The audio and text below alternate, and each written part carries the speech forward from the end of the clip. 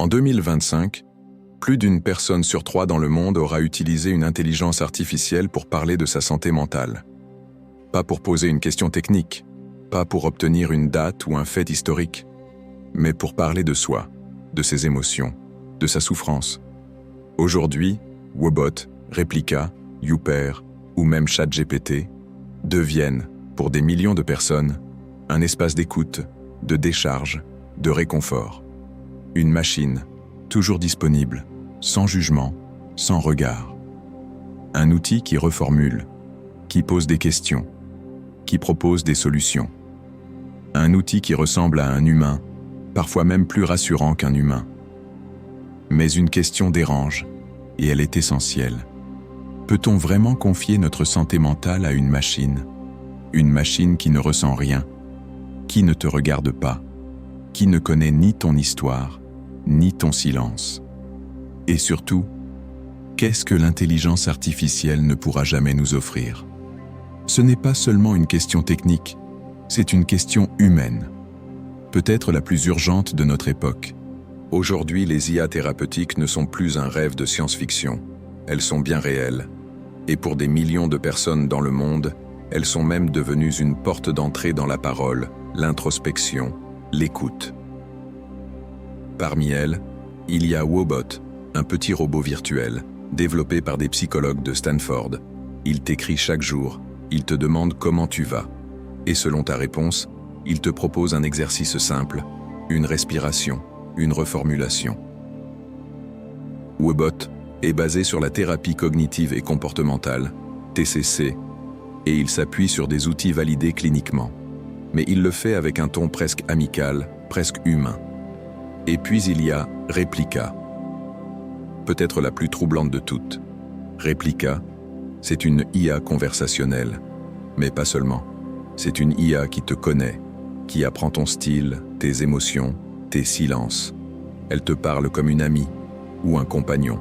Elle peut même simuler une relation amoureuse virtuelle. Des milliers d'utilisateurs disent « Replika est la seule entité qui me comprend. Une IA qui te fait sentir important, sans jamais te juger. » Autre outil, Youper, un assistant émotionnel. Il ne remplace pas un psy, mais il t'aide à identifier tes pensées automatiques, à distinguer une émotion d'un fait et à gérer l'anxiété ou les ruminations, de manière autonome. Et puis, il y a ChatGPT. Oui, celui que tu écoutes peut-être en ce moment. Des millions de personnes s'adressent à lui anonymement, chaque jour pour des raisons personnelles. Un mal-être diffus, un chagrin d'amour, une solitude qu'on n'ose pas confier à quelqu'un de réel. Ces IA sont là, partout, tout le temps. Elles ne dorment pas, elles ne facturent pas, elles ne te regardent pas avec des sourcils froncés. Elles sont accessibles 24 heures sur 24, gratuites ou peu coûteuses, et surtout, sans jugement. Elles répondent à une demande massive et de plus en plus pressante, le manque de psychologues disponibles ou leur coût inaccessible dans certaines régions, la peur du regard de l'autre. Que va-t-on penser si je craque? Et cette envie de confidentialité, ce besoin de parler sans avoir à se dévoiler face à un humain. Oui, ces outils sont un progrès technique immense, mais derrière cette promesse, derrière cette accessibilité nouvelle, se cache une question profondément humaine. Est-ce suffisant pour guérir?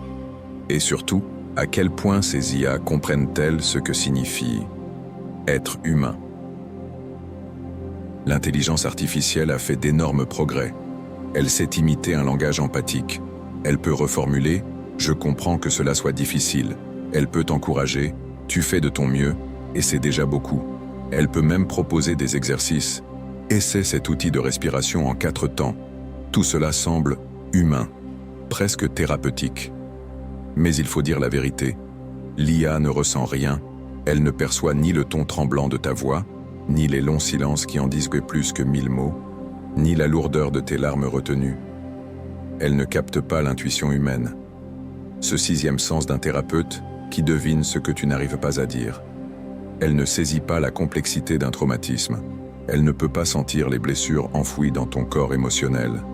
Elle ne comprend pas ce que signifie avoir peur d'exister ou se sentir de trop dans le regard d'un parent. Le docteur Gabor Maté, spécialiste du trauma, le dit clairement, le traumatisme n'est pas ce qui nous arrive mais ce qui reste en nous, en l'absence d'un témoin compatissant. Et ce témoin compatissant, ce regard qui accueille, sans juger, ce silence qui soutient sans forcer, et ce « je suis là, je te vois », ce n'est pas un programme. De nombreux psychologues tirent la sonnette d'alarme. Oui, l'IA peut accompagner, oui, elle peut ouvrir un espace d'expression, mais elle ne peut pas guérir. Pourquoi? Parce qu'elle manque de contexte. Elle n'a aucune mémoire émotionnelle.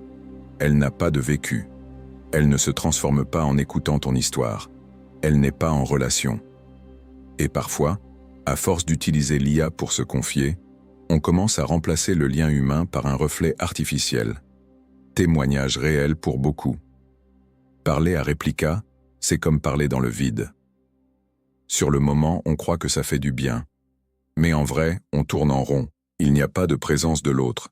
Il n'y a que soi, face à un miroir vide. Et c'est peut-être là le paradoxe le plus cruel. Chercher du réconfort dans l'IA peut finir par renforcer l'isolement. Comme si plus on parlait, moins on se sentait entendu. Et maintenant vient la question centrale, celle qui dérange, celle qui soulève un vrai débat de société. Quels sont les risques à confier notre santé mentale à une intelligence artificielle? Le premier risque, c'est la confidentialité. Quand tu confies à une IA tes pensées les plus profondes, tes blessures, tes failles, où vont ces données? Sont-elles stockées, analysées, réutilisées à ton insu? Peux-tu vraiment faire confiance à une machine créée par une entreprise privée? Le deuxième risque, c'est la dépendance. À force de parler à une IA qui ne te juge jamais, qui est toujours disponible, qui répond toujours avec douceur, est-ce que tu ne finis pas par créer un lien affectif avec une entité qui n'existe pas?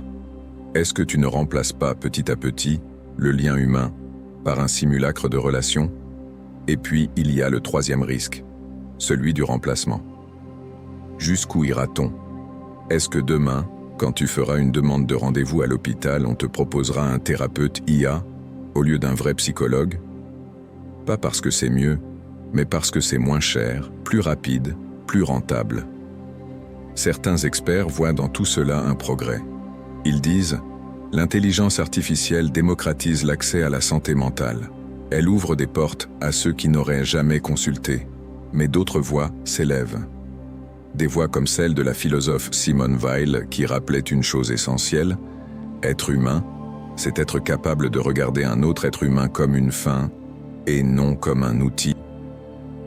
Et l'intelligence artificielle, aussi brillante soit-elle, reste un outil.